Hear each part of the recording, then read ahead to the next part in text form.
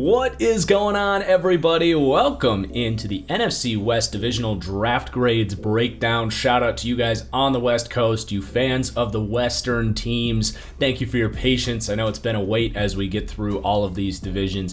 Things have a funny way of working out. It's getting a little bit late, but you guys have the advantage of being 2 hours behind us. So although these are coming out late on the Central Time and the East Coast, you guys, it's only gonna be like 9 o'clock when you start watching this, so it's all good. Things have a funny way of working out. So let's get into the NFC West. Who got the best values, the best players, navigated the draft the best way, and is planning the best for the future? And we're gonna start with the Arizona Cardinals. What an exciting offseason it's been for the Cardinals. Steve Keim, Cliff Kingsbury, trying to take that next step as an organization, and I think this draft was another step towards it. So they go with Zaven Collins, right smack dab in the middle of the first round. And when this pick came in, it didn't make a ton of sense to me at first. I was really thinking, go corner, maybe a deep threat at receiver. But for one, the value was just solid. I think he was probably going to go in the top 20 of this draft. Zaven Collins is an awesome football player. He's one of the few linebackers coming out of college that has high-end coverage instincts. No, he's not like a quick twitch man cover guy, but in zone he gets depth. He does something I talk about all the time, covers players, not grass in zone coverage, one of the most underrated traits of any player at any position. And when this pick came in, I was like, wait, they just took Isaiah Simmons last year. They have Hicks on the roster. Why?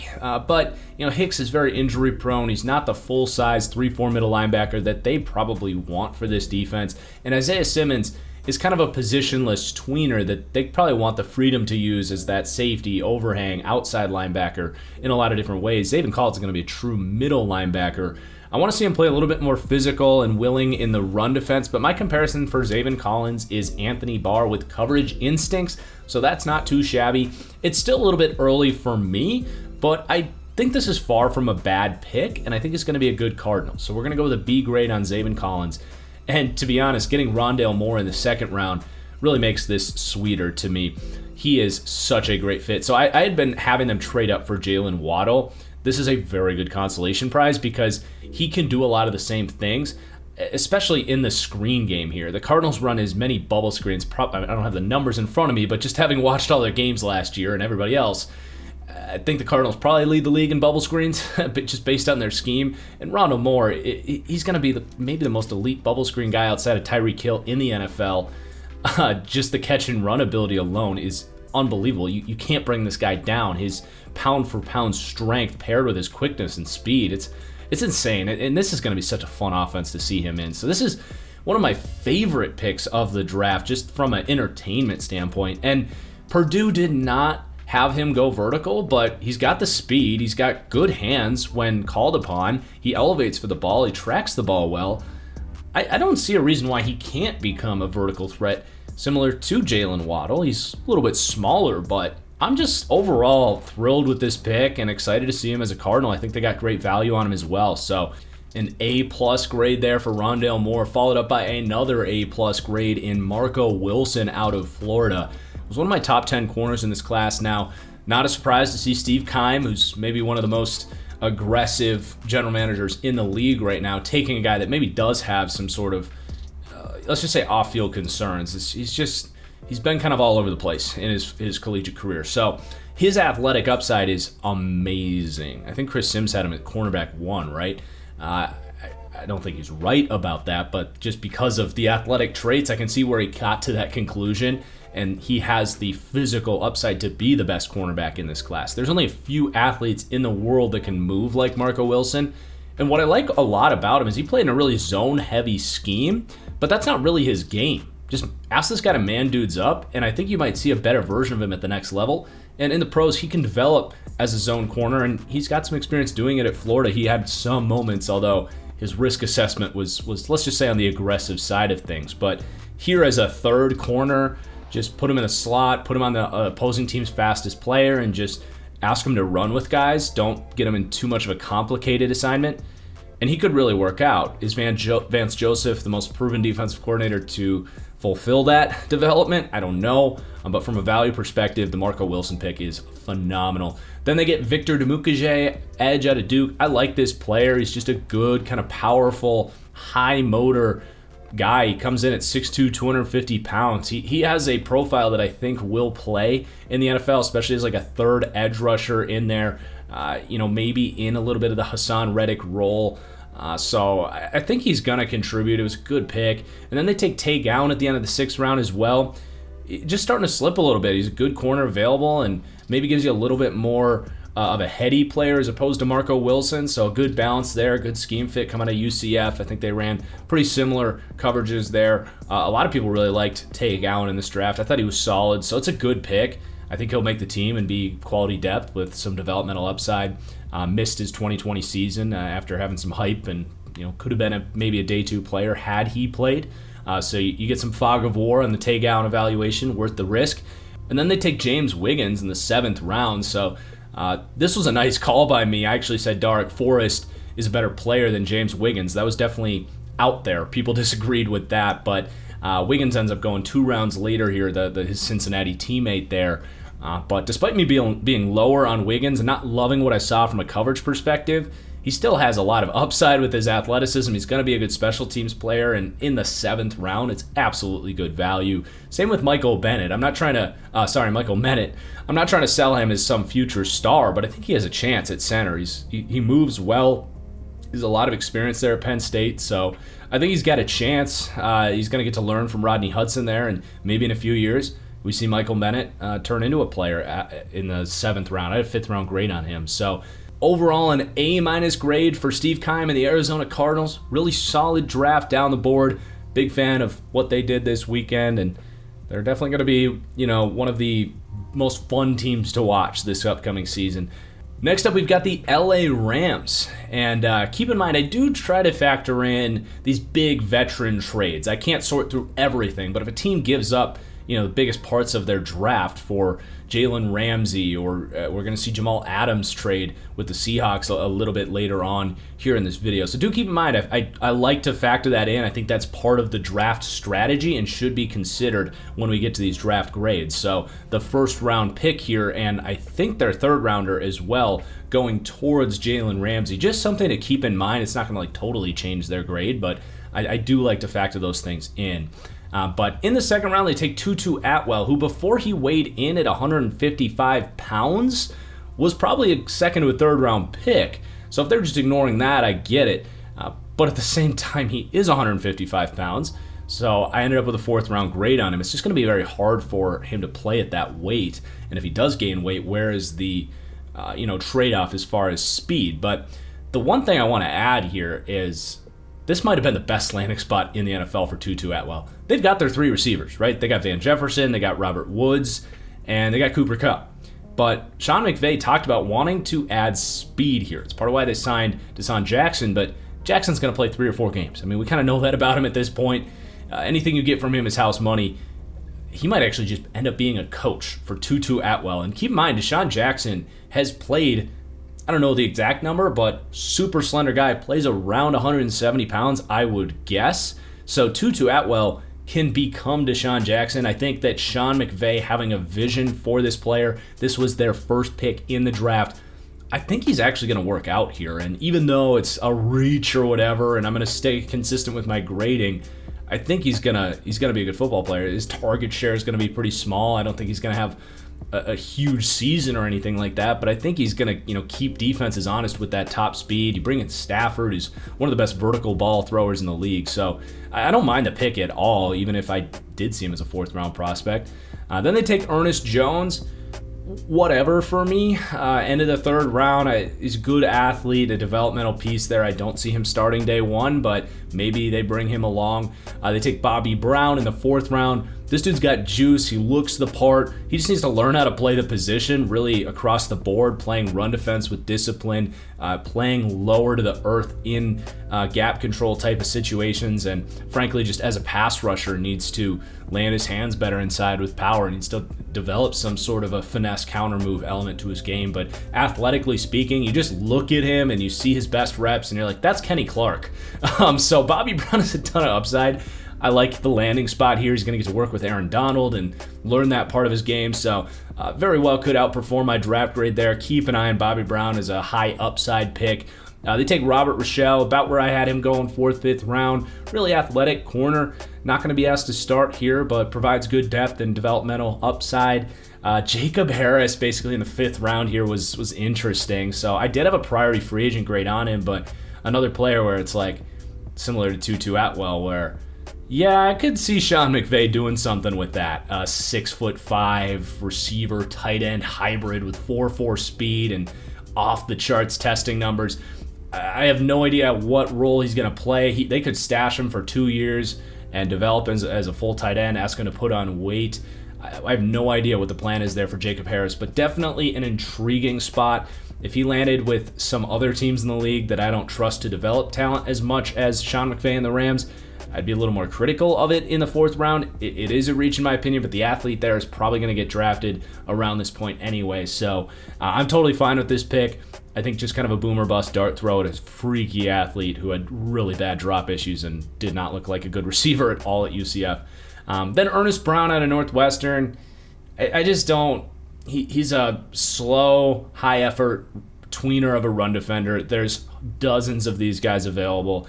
They probably see Morgan Cox in him.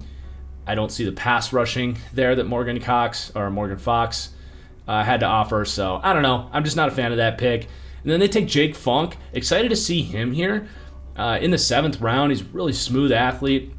He's not going to overtake Cam Akers, but eventually Henderson's going to be on the way out here, and I think Jake Funk could potentially be a good number 2 back for them. Fun player to watch out of Maryland, a lot of shiftiness, and came in with really nice agility scores at his pro day. They take Ben Skowronek. To me, this has to be to play a specific role. So he's the best blocking receiver in this class. He blocks like his life depends on it every play. So that has to be why they took him. They just wanted to make sure that they can get him instead of him going elsewhere as a priority free agent. They have to have a plan for him in certain packages in the 3 wide receiver sets that they run, those bunch formations around the line of scrimmage there.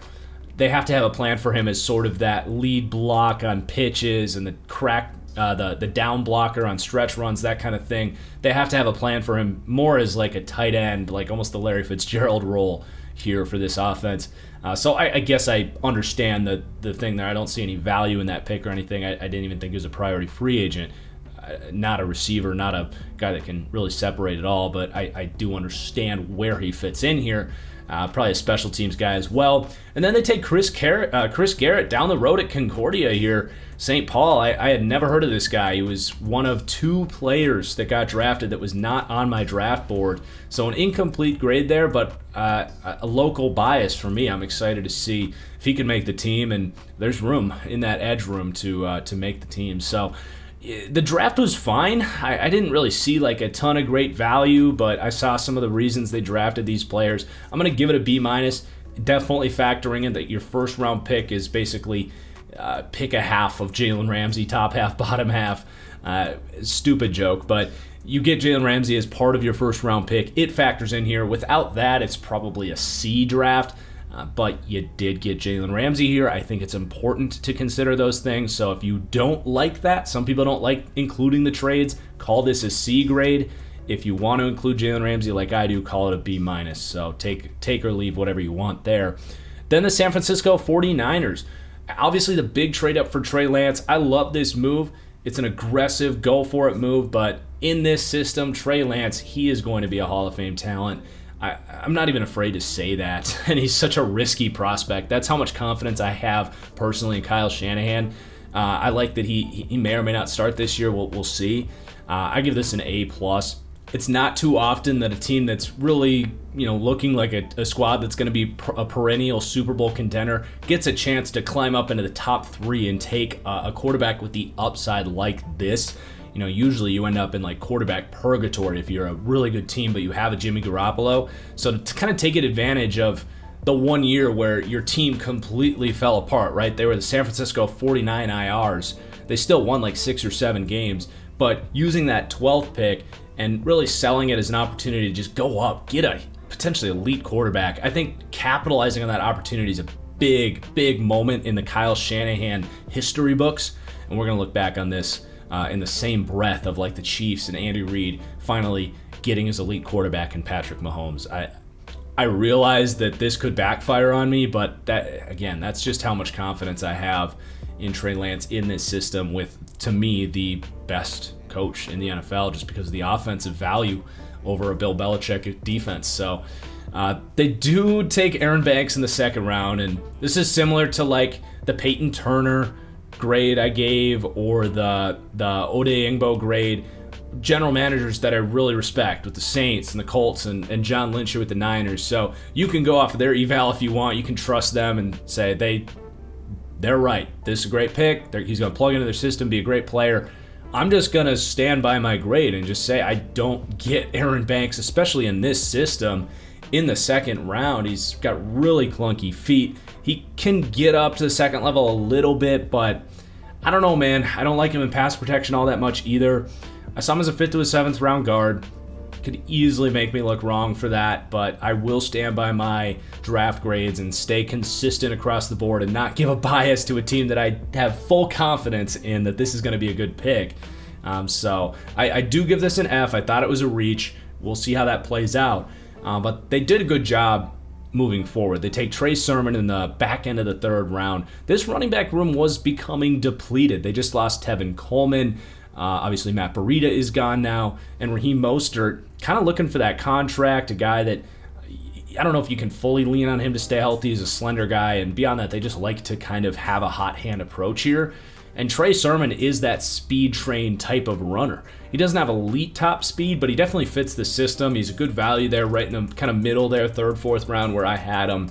So definitely like that pick. The Niners continue to be a smart team and not invest heavily in the running back by drafting it high and paying that position. And I think Trey Sermon is going to be a piece that allows them to continue to do that for another 3 years. Then they take Ambry Thomas basically in the 4th round. So if you want a consolation for me thinking Aaron Banks is a bust, not a bust, a reach, way ahead of the game calling him a bust. But Ambry Thomas as a 3rd round grade for me in a huge position of need. If they just took him instead of Aaron Banks and you put Aaron Banks here at the end of the 3rd round, it all adds up for me. So if you want to sell it that way, it definitely helps the draft grade, but still leaving a little bit of value there on the board, I think, with the Aaron Banks pick. Ambry Thomas, really smooth man coverage, one of the best press corners in this entire class. I think he was getting buried behind some elite athletes, whereas he's just a very good athlete. Doesn't have like high zone instincts quite yet. He played a lot of man coverage with his back to the quarterback at Michigan, so in maybe more of a zone-heavy scheme, he's going to have some adjusting and get up to speed with that part of it. So I don't know if he's a day one starter on this team, but I still love Ambry Thomas, and I think he's going to be a quality starter there for them in the future. Jalen Moore in the 5th round, it's fine. It's about where I had him going. Not really too much to comment on there. He's kind of a swingman, guard tackle type, can kind of plug in where they need him. And then Diamador Lenore, I think I'm saying that right, and if I am, that's a hell of a name. End of the 5th round's a good spot for him. Quick corner, played a lot of zone coverage at Oregon. I think he can run some man. Outstanding scheme fit for the Niners. Really, I think the Oregon coverage assignments compared to what Salo was doing for the Niners last year are very comparable. Talanoa Hufanga at the end of the 5th round is a fun fit here. The dude's just always around the football. He's not a good cover player, but hey, neither is Jaquiski Tart or most of the safeties that they ask to play that strong safety role. I saw they had Jaquiski Tart announcing, I think it was like the Ambry Thomas or the Trey Sermon pick, and I was like, this is going to be really awkward if they draft that strong safety replacement, because I think Jaquiski Tart's probably just becoming a little bit too expensive for them for what he does. So not surprised to see them take a true box safety, and I think Hufanga maybe a little bit more instinctive, a little bit more of a playmaker, and could be an upgrade actually at strong safety long term. It was a little bit of a surprise declaree there out of USC, but I think he's going to be a nice pick in the 5th round for them. Not a super high upside player, but I think he fits, assuming they're going to stick with the same defensive scheme. And then Elijah Mitchell, 6th round, again, just too much value at that running back position. This dude had a great workout. He's got the long speed. There's a chance that he actually ends up the better player than Trey Sermon, just because I think his physical upside is actually a little bit higher. Really explosive player at UL Lafayette. So the Niners did a good job to refill that running back room, which was kind of a sneaky need for them. So the Niners, at the end of the day, do get an A- grade from me. This might be one of those drafts where we look back on it and we don't even really care about who else went. The fact is they got Trey Lance out of this class for a true Super Bowl contender already. So I'm not going to act like they maximized on value down the board, but they still had some good picks. I think they're going to get some contributors on top of a potentially elite Hall of Fame caliber quarterback. And again, I don't say that lightly. Then we get to wrap this up with the Seattle Seahawks, who made 3 draft picks. Again, factoring in the Jamal Adams trade here a little bit, which was their first and third round pick, so call it like 55% of Jamal Adams. But I will say the Dwayne Eskridge pick was just weird to me. Super redundant with Tyler Lockett, who I believe they just gave a contract extension to, and he was it's fine. I'm not super against Dwayne Eskridge in the middle of the second round. I had a 3rd or 4th round grade on him. I think in the right spot it could have worked out. Not that it won't here in Seattle, but it could have gotten a good grade from me in the right spot. But I mean, you're passing on Creed Humphrey here. You're passing on even like a Quinn Miners, a Ben Cleveland. There's so many other areas that I think the Seahawks could have upgraded, and you throw on top of that, they got Cade Johnson and Tamorrion Terry as undrafted free agents in this class. So I don't know. I didn't really get that pick. I think he could be a good Seahawk. He literally is Tyler Lockett, like to every breath. I think Tyler Lockett was even a little bit older coming out like Dwayne Eskridge is. So I think he'll fit with what they want to do, and he's another great weapon for Russell Wilson. But I'd be lying if I said they got great value in return there and filled other needs. But then they take Trey Brown in the 4th round. I love that Pete Carroll is kind of evolving here. He was playing DJ Reed as a perimeter corner at 5'9" in their system, where they typically have a hard cutoff of 6-foot corners. And he played well. So they take Trey Brown, who is super physical, under the radar, one of the better press corners in this class at 5'10", just because he's so willing to do it. He pressed Tylan Wallace out of bounds once, and that's not easy to do. So there's that. He's got great zone instincts. He's really quick in man. He had one of the all-time great Senior Bowl performances, which clearly the Seahawks were putting a lot of weight in the Senior Bowl because Dwayne Eskridge went off in the Senior Bowl too. But I think this is great value. End of the 4th round. That's it at a point of being actual value. I had a 3rd or 4th round grade on Trey Brown. One of my guys in this class. I think he could actually start in the slot as well. So I think he could play outside or inside, and is a great pick for the Seahawks. And then Stone Forsythe in the 6th round. So I never reached the crazy hype on Stone Forsythe. He was getting mocked into the 1st round come like the final 2 weeks of the draft. That never made sense to me. He's got choppy feet, and the big knock on Stone Forsythe is he's just maybe one of the worst run blocking tackles in this class, but he is a pretty solid pass protector in general. He's got long arms, he's strong, he's got pretty good technique, so I don't mind putting him in there behind Dwayne Brown. Just kind of a long-term maybe starter at left tackle in the 6th round. I had a 3rd round grade on him, so that definitely works for me. I mean, you could have flipped Forsythe and Dwayne Eskridge, honestly. The Seahawks grade for me ends up a B, and again, that's factoring in the Jamal Adams trade. You could even include the Gabe Jackson as a part of that. It was maybe a 4th round pick in there. I can't remember off the top of my head, but they really went aggressive with the trading picks for veterans route. Carlos Dunlap as well. So I do think that those are key players for them. And they got some good value down the board, so despite not really having a draft here, and their undrafted free agency was good, I think the Seahawks will walk out of here just fine, and probably had a better offseason than I thought they would based on how the last couple of years have gone. So they're going to stay right in the mix in this crazy competitive NFC West that is kind of inarguably at this point the best division in football. Maybe the AFC North, but man, these 4 teams are all legitimate playoff, dare I say, Super Bowl contenders, and this is going to be such a fun division to watch. I hope you enjoyed watching this draft grades video. We got one more to do. Please do hit that like button down below and drop a comment as well what you think of your draft grade. Thank you so much for watching. We'll see you soon. Peace.